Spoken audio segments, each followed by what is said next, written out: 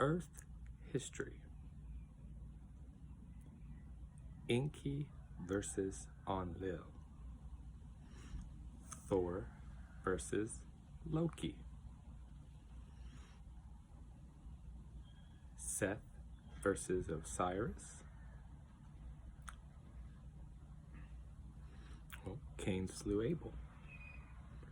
We have a story so obscure and yet so not perverse, but so effusively spread out into the soil and integrated into our very thought processes and structures about the firstborn and the prince and who gets the kingdom.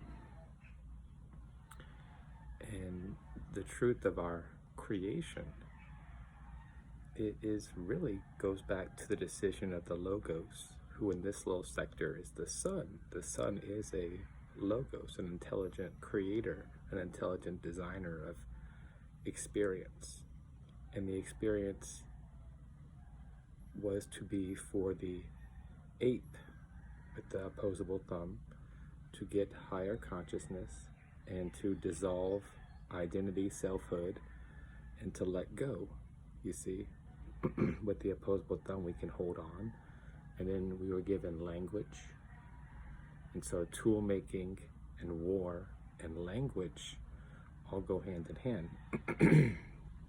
So that's one contribution, was from our Logos choosing the ape to magnify into a human. But the Anunnaki piece is, or the Yahweh piece, is different. The Yahweh and the Elohim are virtually synonymous with Enlil, Enki, and the Anunnaki. They're really, once you accept the plurality of beings, then you have a hierarchy of beings at which Elion could be the commander, or Enlil, and Enki could be the creator, the geneticist. And Enlil may decide to want to destroy us, and Enki decides to save what he has created, because he has a sense of fatherliness to us, and he saw that we already were an intelligent creation from either 22 or 24 root races, the 24 that go around the Council of 9 on Saturn.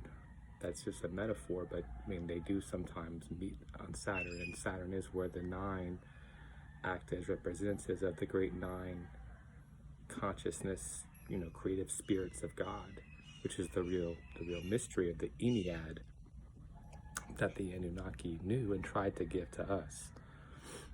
So the 9 are the spirits from, manifestation back, cycling to the original creator. And the cycle of becoming a creator and putting something into creation and seeing it come to fruition is the eternal cycle from 1 to 9.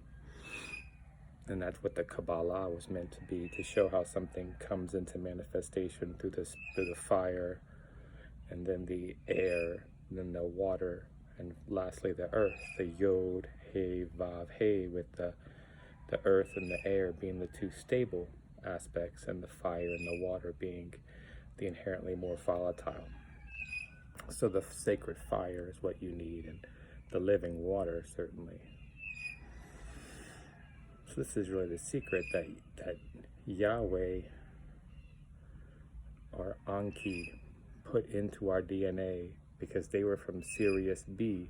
They put into us this signature of 7 by 7, 49, 70 times 7, and this 7ness in the 49, which relates back to the cycle of Sirius B and the 50th year of the Jubilee. And so that was built in, and that goes back to this Soda-Syrian thing. But like I said, they were divided amongst the brothers, and Enki had to leave, and so Enlil, who always sort of was the accuser of mankind, or the Satan, began to do whatever he could to try to prove that we were unworthy, which is the whole point of the story of Job.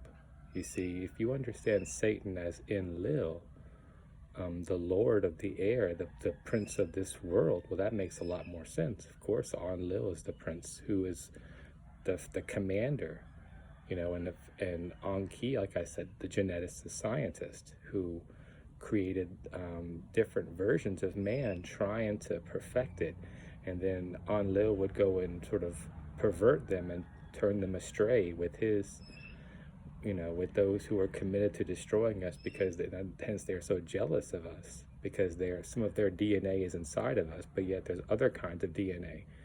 And so they actually make a deal with the reptilians and the Greys, who also want access to our DNA. So the story gets very complicated. Then you have these beings in higher ethereal realms it gets almost amazingly bizarre. Meanwhile, you know, we're like soul volunteers who come into this human experiment and completely forget and then reincarnate and still tend to remain sleepily forgetful for lifetime on lifetime. And that's the remarkable thing that I'm here to express. This awakening moment, this graduation moment has come. You know, the chaotic birth canal of awakening is upon you, and you must choose to go through the slide. And I'm with you every step of the way.